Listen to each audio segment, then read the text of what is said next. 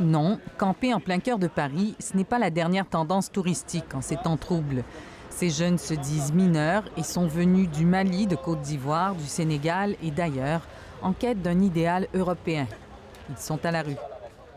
Toujours il y a bruit.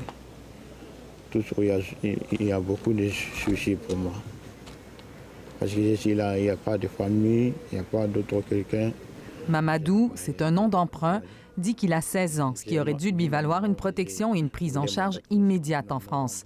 Mais les autorités ne l'ont pas cru mineur. T'es arrivé ici, t'avais aucun papier? Pas d'acte de naissance, pas d'identité?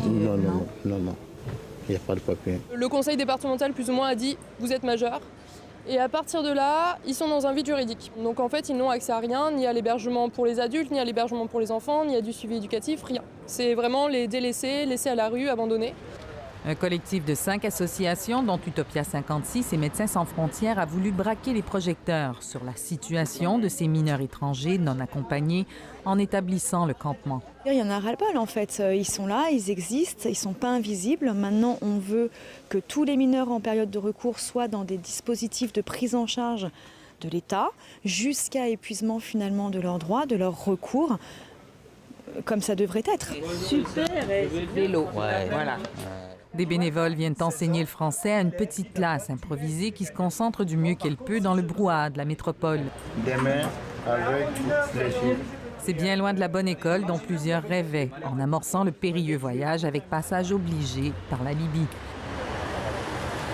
Mohamed, encore un nom d'emprunt, raconte y avoir perdu le contact avec son grand frère. C'est lui, dit-il, qui avait tout organisé avant qu'il ne quitte la Côte d'Ivoire. Je n'ai plus de ses nouvelles. Il vit pas, je ne sais pas. Il vit où est le mort, je ne sais pas. Jusqu'en en prison. À son arrivée, il a d'abord été reconnu comme mineur, mais à cause d'une apparente négligence administrative, il a perdu son droit d'hébergement. Il a connu la violence et les abus sur la route. Son arrivée en France lui semble tout aussi brutale. Arriver ici, au fait, c'est à peu près le même. Mais ici, le problème est que quand on ne te frappe pas, c'est ça le problème. Mais on te blesse un peu, pour gâcher ton avenir, au fait. Pour que tu finis dans la rue, tu deviens fou. Les gens vont te regarder. Toi-même, tu vois, il y a plein de Noirs qui sont fous ici. La ville de Paris ne compte pas expulser la centaine de jeunes en attente d'une audition devant le juge des enfants pour en appeler de la décision administrative sur leur statut de mineur. Elle dit avoir demandé à la préfecture de trouver un endroit approprié pour les héberger convenablement. En attendant, d'autres jeunes arrivent tous les jours. On a des jeunes qui sont notifiés de leur majorité tous les jours actuellement, 10, 15, 20 jeunes, et du coup qui commencent leur recours et qui viennent nous voir en disant nous aussi on aimerait bien être là parce que sinon on est dans la rue seul et on se fait voler nos affaires, etc. Comment faire quoi? Ouais, c'est le jeu, au fait. On est obligé de se soumettre, on n'est pas chez nous, tu vois. Il n'y a pas nos parents ici, personne. Les associations croyaient que la stratégie choc du camp à même un boulevard parisien serait de courte durée.